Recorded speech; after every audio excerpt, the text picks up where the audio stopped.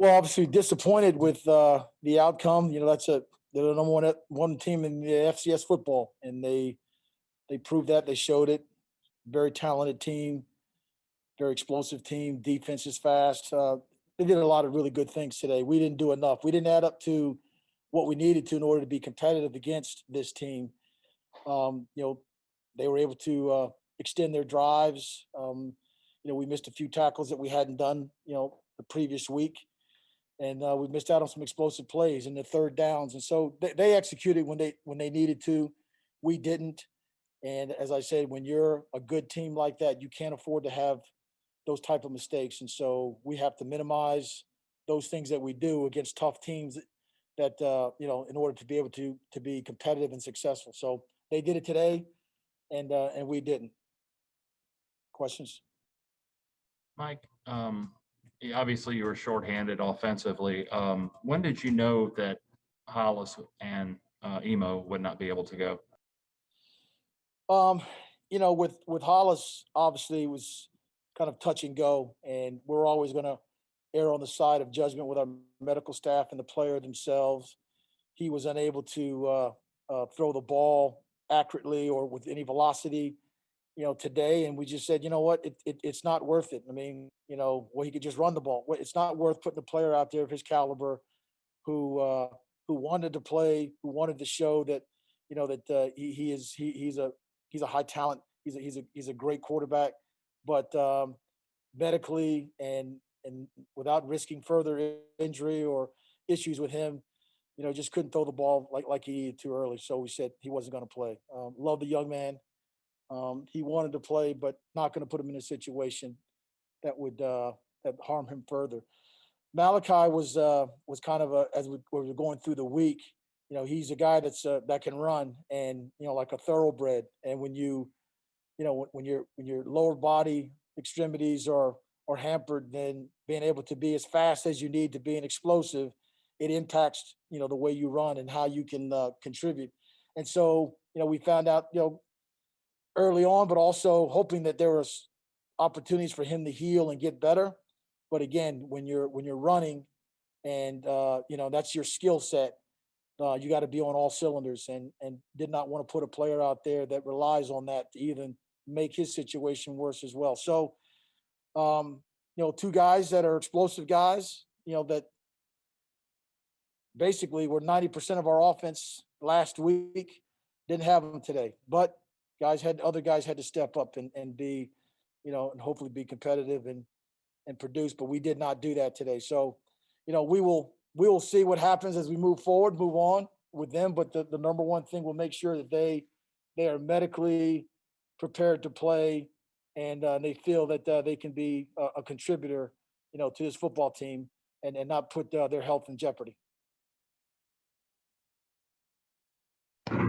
Coach Craig Loper, Wavy 10. How much did you see from the sideline, just JMU's physicality?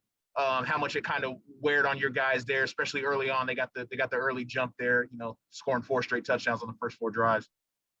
Yeah, their strength is in their run game, and it's been indicative of the 3 running backs that they've had that were averaging about 6 yards per carry, and that's what they do. They wear you out, and then what you saw also is when you start to bring an extra defender down, then they throw the slant pattern right behind you. So you got to give them credit. You've got to give them credit for that's what they do. That's their offense. And when you're going to stop the run, then they will throw those patterns that affect your safeties. And so they did a great job executing. We didn't do a good enough job. And again, that's why they're the number one team in FCS football. Coach, you had 2 pretty good defensive efforts leading into this. What disappointed you the most about whether it was execution or whatever about this defensive performance today? Well, I would say, Marty, that that when their third down situations are in the over 50% or near that, then the first, second downs may have been good enough, but we got to get off the field. You have to be able to make them punt. And I believe they were pretty successful in their third down situation. They were 1 for 1 on fourth down as well. So, there were a lot of good things, but like I said, we just have to make sure that as we play the game, that all downs matter, and that when it's time to get off the field, that particularly matters, because then there's a chance for you to get a possession. So, it wasn't good enough today. As I said, they did an excellent job with executing their offense with who they had, and that's why, that's why my hat goes off to them as being the best FCS team right now in college football.